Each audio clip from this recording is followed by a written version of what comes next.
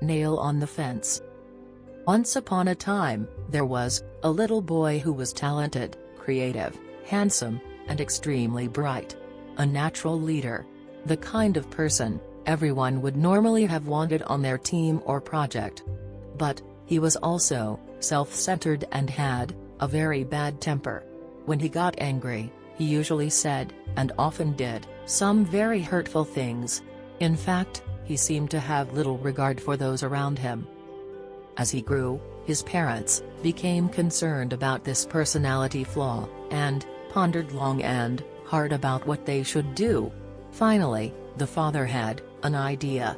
And he struck a bargain with his son. He gave him a bag of nails and a big hammer. Whenever you lose your temper, he told the boy, I want you to really let it out.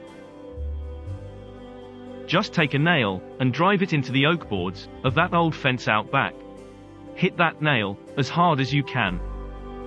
Of course, those weathered oak boards in that old fence were almost as tough as iron, and the hammer was mighty heavy, so it wasn't nearly as easy as it first sounded.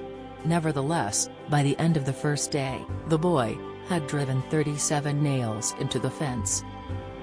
Gradually, over a period of weeks, the number dwindled down. Holding his temper proved to be easier than driving nails into the fence.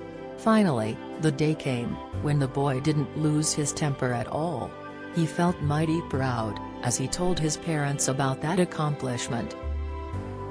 As a sign of your success, his father responded, you get to pull out one nail. In fact, you can do that each day, that you don't lose your temper even once. Well, many weeks passed. Finally, one day, the young boy was able to report proudly that all the nails were gone. At that point, the father asked his son to walk out back with him and take one more good look at the fence. You have done well, my son, he said. But I want you to notice the holes that are left. No matter what happens from now on, this fence will never be the same. Saying or doing hurtful things in anger produces the same kind of result. There will always be a scar. It won't matter how many times you say you're sorry, or how many years pass, the scar will still be there. And the verbal wound is as bad as a physical one. People are much more valuable than an old fence. They make us smile, they help us succeed. Some will even become friends, who share our joys and support us through bad times.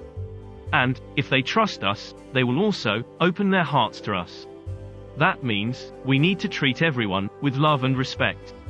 We need to prevent as many of those scars as we can. Moral of the story: control your anger toward other people. While you may not see the damage that it does, it can leave irreparable wounds that can eventually break them. Be kind to others, and think before you let your emotions get the best of you. However, many are careless with their words, but they hold so much power. They can have a direct impact on the outcome of a situation, creating a helpful or hurtful reaction in our world. The problem is, once words come out of your mouth, no amount of "I'm sorry" will make them go back in. Blurting something out, and then attempting to take it back is like shutting the gate after the horse has taken off. Thinking before you speak allows you the time to consider the potential impact of your words. Be careful when choosing where and when you let your words out. You can easily hurt other people, and once you do, you can't take it back.